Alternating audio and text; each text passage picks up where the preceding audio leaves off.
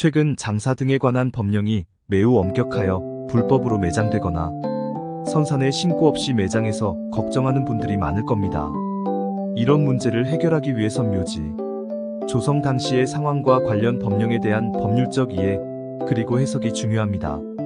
오늘은 불법 묘지 기준과 신고 시 해결 방법에 대해 간단하게 알아보도록 하겠습니다. 불법 묘지란 간단하게는 장사 등에 관한 법률에 따른 매장의 장소 방법, 설치 기준을 어긴 묘지를 의미합니다. 묘지는 고인을 모시는 분묘를 설치하여 장기간 사용하므로 그 기준이 매우 까다롭습니다. 특히 최근 매장보다는 화장을 권하는 정부 정책에 따라 조금은 현실과 다른 법률로 고통을 받는 분들이 많습니다. 불법 묘지에 대한 기준을 명확히 이해하려면 장사에 관한 법률뿐만 아니라 농지법 등 관계 법령에 대한 올바른 이해와 해석이 필요합니다.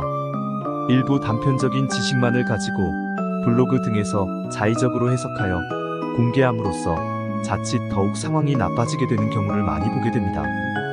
조금 더 구체적 사례로 불법 묘지에 대해 알아보겠습니다. 부모님의 유지에 따라 상속받은 농지에 부모님의 묘지를 조성하는 경우입니다. 자신의 땅이고 부모님의 유지에 따라 묘지를 조성한다고 하여도 이것은 기본적으로 농지법에 위반되는 문제가 있고 장사 등에 관한 법률에도 위반되어 불법 묘지가 될 수 있습니다.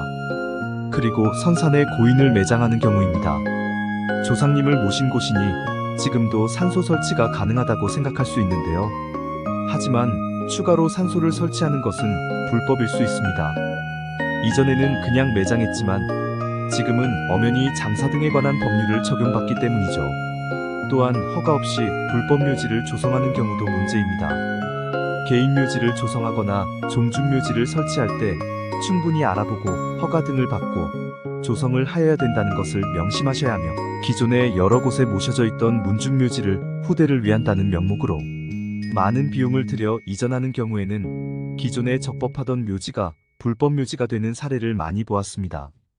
특히 종중 자연장지로 허가를 받아놓고 법에서 정해진 시설 외에 다양한 시설을 해서 모두 철거해야 하는 상황에 놓이게 되는 경우도 많이 보았는데 정말 이런 부분을 조심해야 합니다. 이런 경우 장묘업자에게 설치비뿐만 아니라 철거리를 지급해야 하는 상황에 놓일 수 있습니다.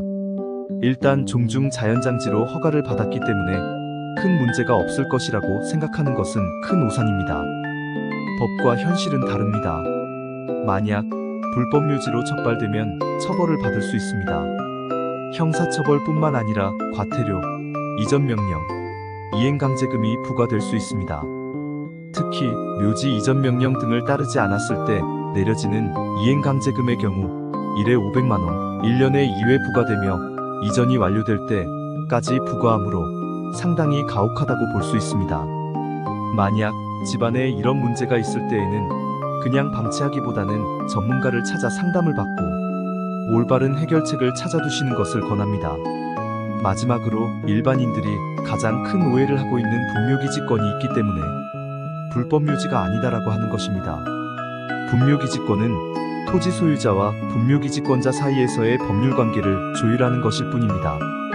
다시 한번 당부드리지만 제대로 아는 전문가에게 반드시 상담 및 자문을 받으시기를 바랍니다. 초기 대응을 잘못하실 경우 본인이 의도하지 않은 방향으로 흘러 많은 고통을 받으실 수 있습니다.